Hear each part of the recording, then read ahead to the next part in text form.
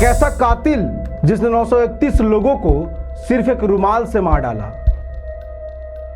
एक ऐसा कातिल जिसका नाम Guinness book of world record में दर्ज है। एक ऐसा कातिल जिसने अंग्रेजों के भी नाक में दम कर दिया। नमस्कार दोस्तों, मैं प्रवीण आर्या स्वागत करता हूं आपका चेतना मंच के खास कार्यक्रम में जिसका नाम है दास्तान-ए-ज़ुल्म। हम आपको बताएंगे दुनिया के सबसे बड़े सीरियल किलर के बारे में।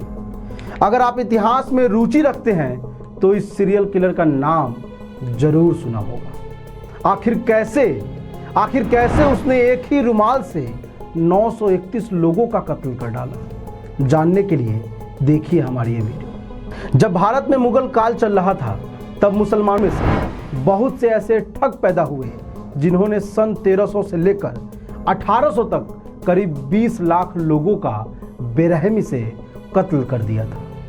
सन 1790 से लेकर 1840 तक एक ऐसा नाम का बोलबाला रहा जिसने अंग्रेजों से भी चने चबवा दिए। इसको लोग किंग ऑफ ठग, बेरहम कातिल जैसे नामों से जानते थे। जब वो वक्त आया कि मुगलों के पैर भारत से उखड़ चुके थे और अंग्रेज ईस्ट इंडिया कंपनी के बहाने भारत पर कब्जा कर चुके थे, सब कुछ अंग्रेजी हुकूमत के हिसाब से चल रहा था, लेकिन एक चीज़ जो अंग्रेजों और भारतीय लोगों को परेशान कर रही थी कि लोग गायब हो रहे थे और ना तो लोग मिल रहे थे और ना ही उनकी लाश।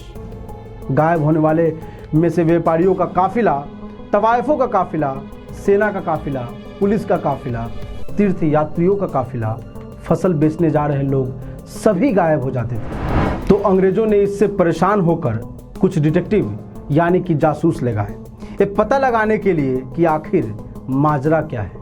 जो भी डिटेक्टिव इस केस के पीछे लगाए गए वो खुद भी गायब होते चले गए। इस बात ने अंग्रेजों को चिंतन में डाल दिया कि जो डिटेक्टिव सबके बारे में पता कर लेते थे वे आज खुद लापता हैं। अगला कदम अंग्रेजों ने कुछ इस तरह चला कि जहाँ जहाँ से लोग गायब होते थे वहाँ पुलिस वाले और सेना के जवान तैनात कर दिए गए। जहाँ से लोग ज़्यादातर गायब होते थे उन जगहों के नाम हैं जबलपुर, भोपाल, काठियावाड़, कराची, मुर्शिदाबाद, दिल्ली, लाहौर, मंदसौर आदि। लेकिन इन सभी स्थानों पर जो पुलिस और सेना लगाई गई थी वो भी गायब हो गई। अंग्रेजों के पसीने छूटने लगे और बाकी लोग भी दहशत में आ गए कि आखिर ये माजरा क्या है। इसी दहशत के डर से लोगों ने कुछ दिनों तक के लिए उन रास्तों पर जाना छोड़ दिया। फिर अंग्रेजी अफसरों ने कुछ एक्सपर्ट की टीम बनाई और उन सभी ठगों की तलाश शुरू कर दी। लेकिन तलाश ठीक से शुरू नहीं हुई थी कि ये टीम भी गायब हो गई। और अचंभे की बात ये थी कि किसी का कुछ पता नहीं चल रहा कि लोग कहाँ और कैसे गायब हो रहे हैं। अब अंग्रेज घबराए हुए थे लेकिन उनके सारे दांव पेच पस्त हो चुके थे। अंग्रेज इस बात से परेशान थे कि कुछ करते हैं तो नुकसान और कुछ ना करते हैं तो नुकसान। लेकिन हाथ पर हाथ रखकर तो बैठा नहीं जा सकता था। तो अंग्रेजों ने फिर से कुछ करने का सोचा। अंग्रेज तो ठान चुके थे कि इस बार जो भी करना है ठोस और मजबूत रणनीति के साथ करना होगा। तब एक कमेटी बैठ के डिसाइड करती है कि इंग्लैंड से कैप्टन विलियम्स को बुलाया जाए और एक केस उन्हें हैंडओवर किया जाए। आपकी जानकारी के लिए बता दें कि उस जमाने में कैप्टन विलियम्स ऐसे केस के एक्सपर्ट थे। कैप्टन विलियम्स जब आते हैं तो उन्हें सारी बात बताई जाती है। कैप्टन विलियम्स और अंग्रेज अफसर मिलकर पहली बार एक नया डिपार्टमेंट बनाते हैं जिसका नाम होता है ठगी और डकैती। कैप्टन विलियम्स ने फुल प्रूफ स्ट्रैटेजी के साथ काम करना शुरू किया। शुरुआती जांच में उन्होंने सारे रास्तों का नक्शा मंगवाया और उन नक्शों में उन रास्तों को अंकित किया जिन रास्तों पर एक कत्ल होते थे। तब शुरुआती जांच में ये पता चला कि जबलपुर हाईवे सबसे मुख्य केंद्र है। किसी को भी कहीं भी जाना होगा तो उन्हें उस रास्तों से गुजरना होगा। तब उन्होंने कहा कि मेरा हेड ऑफिस जबलपुर में ही बनाया जाए, हम यहीं से काम करना शुरू करेंगे। क्योंकि सारा गैंग भी भोपाल, जबलपुर, ग्वालियर के पास ही ज़्यादा एक्टिव था। उस वक्त रास्ते कम हुआ करते थे, जो हुआ करते थे वो जंगलों के बीच होकर गुजरते थे। सबसे पहले कैप्टन विलियम्स ने जबलपुर हाईवे के आसपास के जंगल को साफ करवा दिया ताकि खुला खुला हो सके। अचानक जंगल में से कोई आए तो पता चल सके। आगे की जांच में सामने आया कि 200 लोगों का गिरोह है। इस पूरे गिरोह का सरगना था ठग बेहराम। सन 1765 में ठग बेहराम जबलपुर के पास ही एक गांव में पैदा हुआ था। बेहराम एक साधारण लड़का था।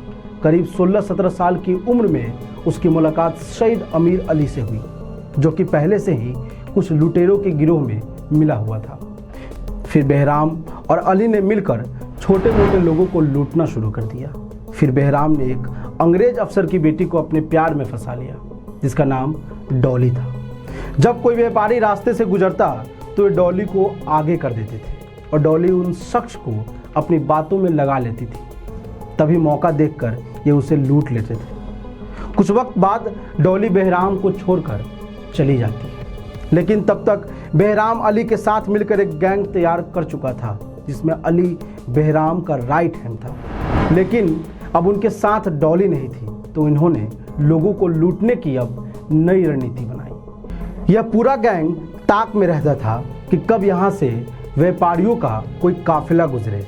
फिर ये लोग उन्हीं व्यापारियों का भेष बनाकर उन काफिलों में शामिल होते और उन लोगों का भरोसा जीत लेते कि कहाँ जाना है, हमें भी वहीं जाना है।